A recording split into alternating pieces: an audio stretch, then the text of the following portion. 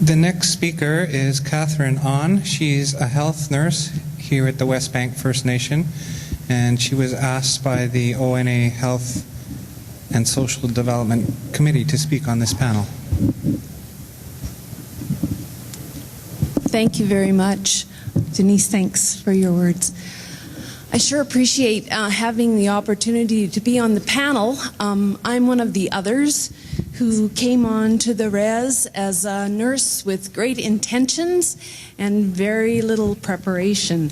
And the community embraced me, and for that I am really thankful. We started out learning about local knowledge through the elders. And the elders really taught me many things. And one of the first things I learned is that you cannot schedule 4 visits in a day. If you get through 2, you're really lucky, because we need to sit and talk and listen. And my journey as part of this community has taken a lot of people to help me along the way. Listening to stories was not part of my training. Being a fixer and a doer and a problem solver and a solution finder is a lot of what nurses learn how to do, and it's hard to unlearn some of those habits that we have. Good intentions are not enough, but good intentions are a good place to start. And then after that comes that whole process of local learning. And I really appreciated what you had to say about local learning. Because until I could tell who was cousins of who and who was daughters of whom, and who lived where, and when I drove down the road on the res and someone would wave me down and hop a ride in the car because they knew who I was, I started to get the feeling that then I belonged in the community. And when I guess I had a sense that I belonged here in a way when people, I guess they judge your competency by telling you things and sharing with you and being open to coming to you. I try very hard to be a resource to people, and they come to me, and I do try to ask them, what is it that you need and how can I help you?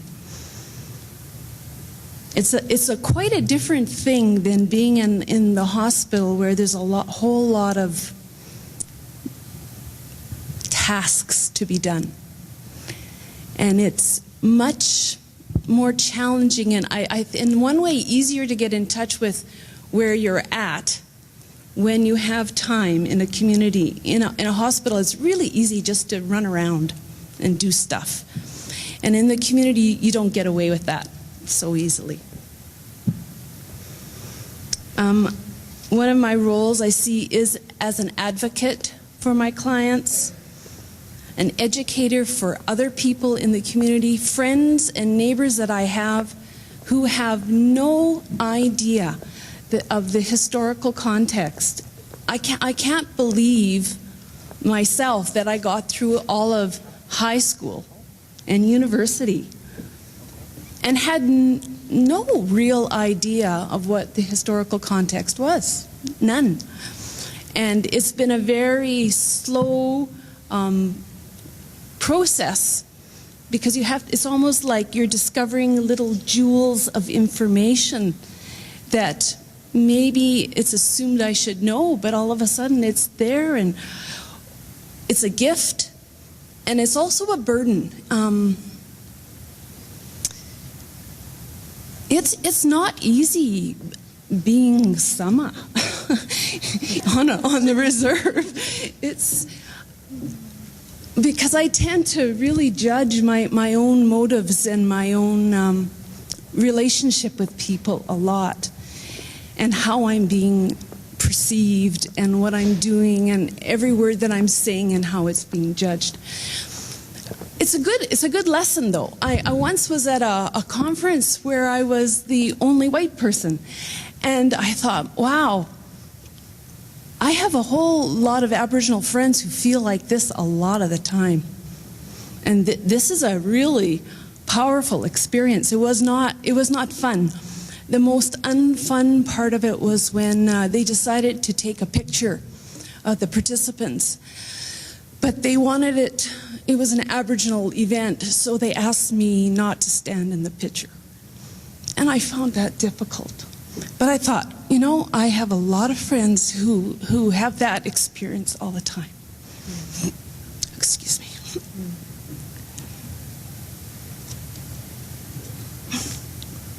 I love the idea that the people I work with are so connected with the land. My background is from people who traveled around the world. You know, the English, the French, Welsh. You know, the idea of having land that you're rooted to through generations it's a marvelous gift. It's a wonderful thing. And when I hear people talking about standing on the land and feeling connected, it's such a wonderful thing.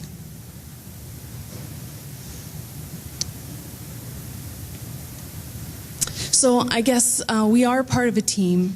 We're all part of a team, and I think there is hope. I think we can learn to work together, and you just need to keep prodding me and telling me, you know, Cathryn, you could do a little better here, and that's okay. And I'll help you in ways that I can, and we'll share back and forth.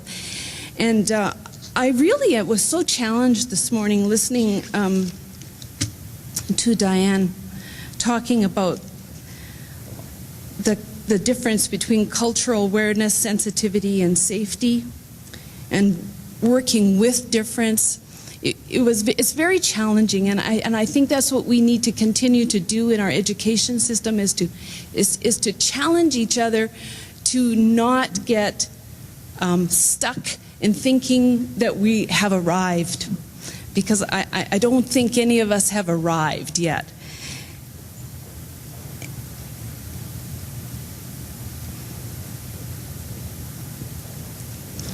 I think maybe that's all I should say.